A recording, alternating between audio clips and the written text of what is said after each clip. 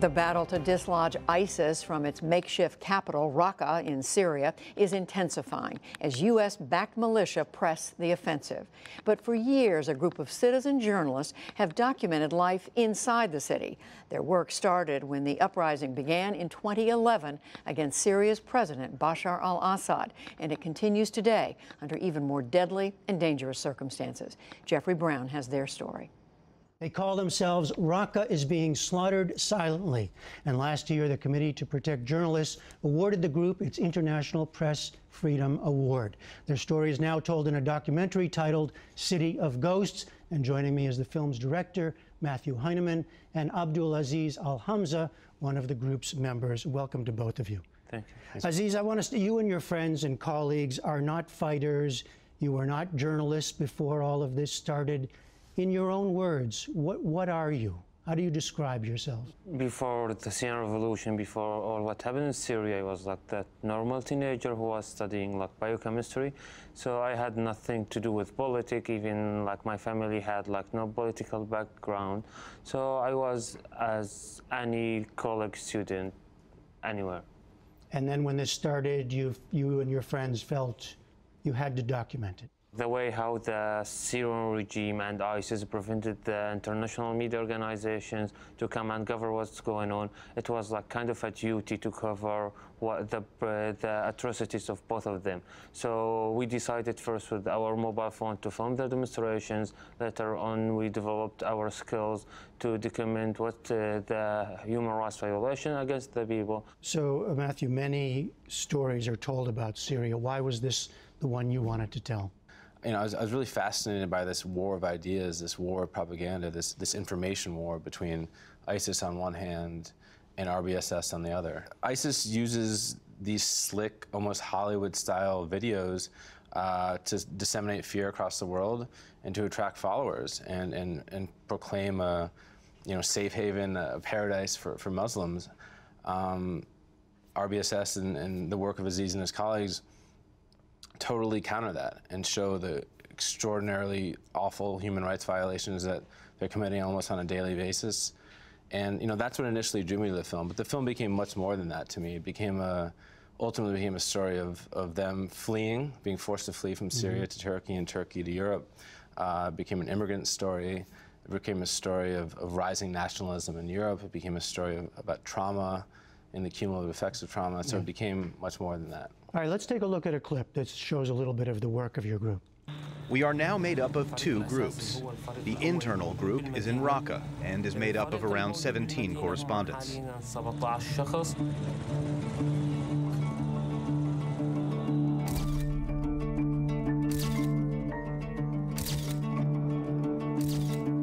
The internal group's mission is to film, photograph, and deliver urgent news.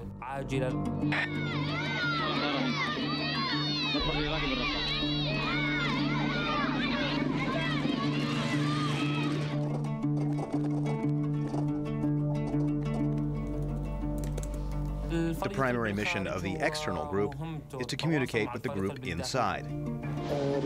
Rashidi, go to the door. A girl is going to bring you stuff. She is wearing a deep red headscarf. The internal group then sends us the information. There's a big airstrike in the north. From our correspondent, Ayan Isa. We, the external group, then distribute it to the world. So, Aziz, the film mostly necessarily spends its time with you and your colleagues who are outside Raqqa. But those who are inside, who we just saw, how are they able to do their work? And what kind of dangers do they face? So they are like in every second and every moment they are like in a dangerous and a risky situation. So they could be killed by ISIS, the airstrike, the shelling, but they're like risking their life daily to show the reality of what's going on. Matthew, you and I talked about your last film, which was really around the border area in the U.S., and the way you told that story, sort of embedding yourself into the violence. This is a little different. Tell me how you made this film. Yeah, so it was a different experience for me. I was forced to, I wasn't able to go to Raqqa. I would be killed instantly. And so I started filming them in Turkey after they're forced to flee after some of the members of the group were killed. And the sort of through line of the film is basically me with them as they're escaping from safe house to safe house, ultimately landing in Europe. You know, I think these issues of ISIS and Syria are so often relegated to headlines and to stats, and I really wanted to put a human face to this topic. What is the situation now? Of course, the battle for Raqqa is going on. We read about airstrikes, civilians being hurt. What's the situation for your colleagues? So the people of Raqqa are suffering not only by ISIS, by the airstrike, international coalition. At the same time, the Russians are still bombing the city, the Syrian regime. So everyone's like bombing the city. The local are like besieged between all these sides. The condition in the city, the services are like so bad. Everything is getting expensive day after day. People are missing like many things for their necessary life. And many people were killed trying to flee the city by the landmines. So it's a horrible situation. With the outcome in Raqqa still so uncertain, do you know whether you'll be able to return or to what kind of city you'll be able to return to? I hope that like one day I will be able to return to Raqqa, to my city. So that's the reason why I started this group with my colleagues, so to fight for our city, to be able one day to back and like live the rest of our life in Raqqa and Syria. So I don't want to be like a refugee anymore. And Matthew, what do you hope people take from your film? Bombs are not going to fix ISIS. You know, this ground war that we're fighting is not going to end ISIS. ISIS is an idea, and we have to fight this idea with the same tools that they're using.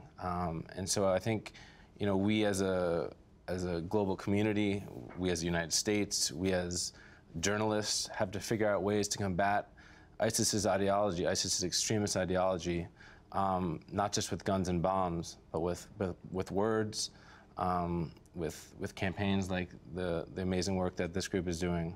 All right, the new film is City of Ghosts, Matthew Heineman and Abdulaziz Al-Hamza. Thank you both very much. Thank you. Thank you.